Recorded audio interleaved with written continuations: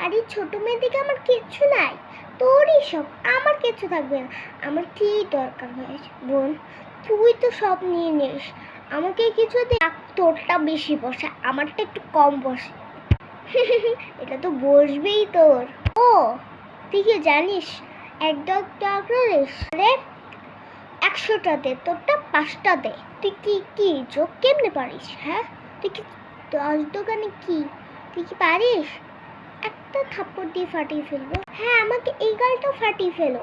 মুখে বেশি তর্ক করিস, হয় না যেমন বোন, এরকম বরং যেন কার ঘরে না থাকে।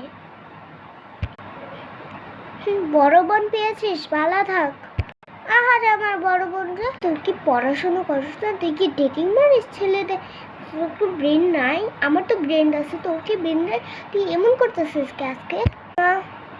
আর কি কর।